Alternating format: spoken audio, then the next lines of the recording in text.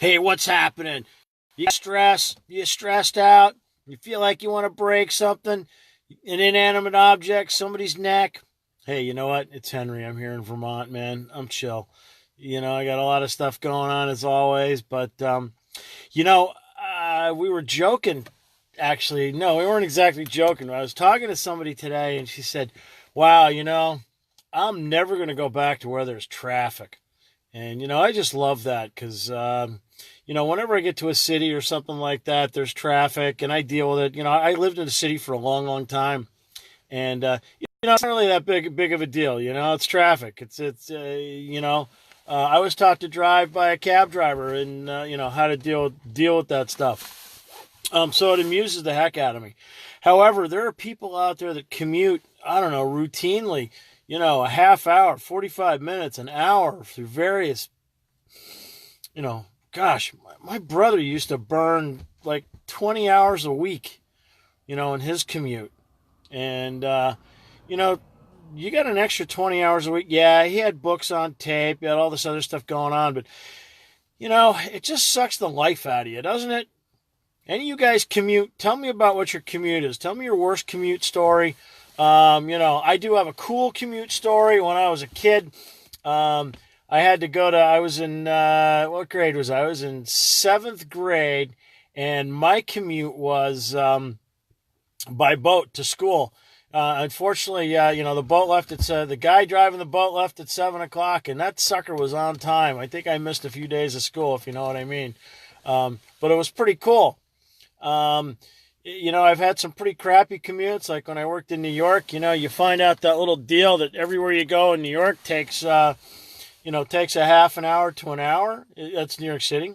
But let me ask you, what's your stress level like? What are you doing? Are you frustrated? Are you feeling the pain? Are you are you working too hard for too little? What are we doing there? Hey, Seth, what's up, chef? How you doing? Working too hard for too little? Yeah. Welcome to the restaurant game, right? But anyway, hey, the short story is, it doesn't have to be like that. I was talking to a guy. I got a post on another platform. I got a post on an article on LinkedIn. I've got a presence over there on LinkedIn. It talks about people working for a job that would replace them in a minute, in a heartbeat. I got people working. No, I'm not going to say anything about that.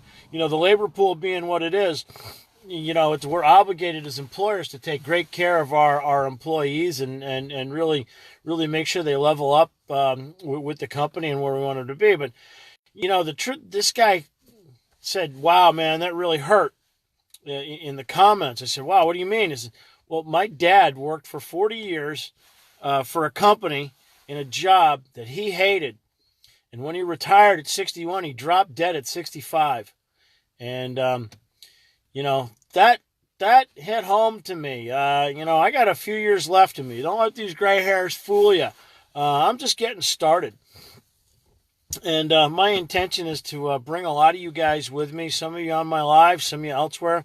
But, let's talk about what you're going to do to manage your stress. How are you going to change? What's it going to be like?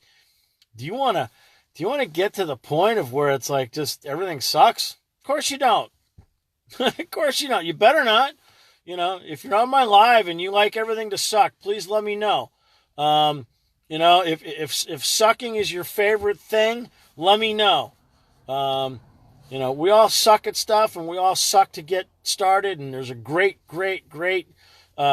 story by Dave Grohl of, I forgot. Anyway, Dave Grohl, drummer, musician, great band. He says, everybody sucks at something. When he started playing music, he sucked. So, when you start a business, there's a good chance you're going to suck. Hey, Court, I can't read that. And I'm too vain to put my glasses on to read it. But there's this great premise that, in America, you can do whatever you want. And then we got all these people who have no clue about what they want and how to accomplish it. So there's an interesting dichotomy there, and I'd love to discuss that with you. Me, Restaurant career, 40 years. Bistro Henry, pride and joy, 25 years old.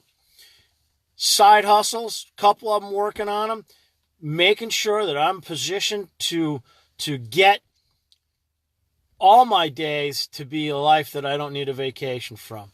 Very, very important. Cleveland, hey man, I know what you're doing. You got it figured out. But, I'm probably never going to retire. I'm just going to be sick and tired of so much of the day-to-day bullshit. And my ability to do that is contingent upon my ability to make it happen now, here, and to be set up, I don't want to retire when I'm old. I want to grow old gracefully, kicking and screaming, leaving a good corpse. So, listen, I want to talk to you guys about stress. I want to hear about what's stressing you. I want to see some comments about stress. Put my glasses on and read some of these comments.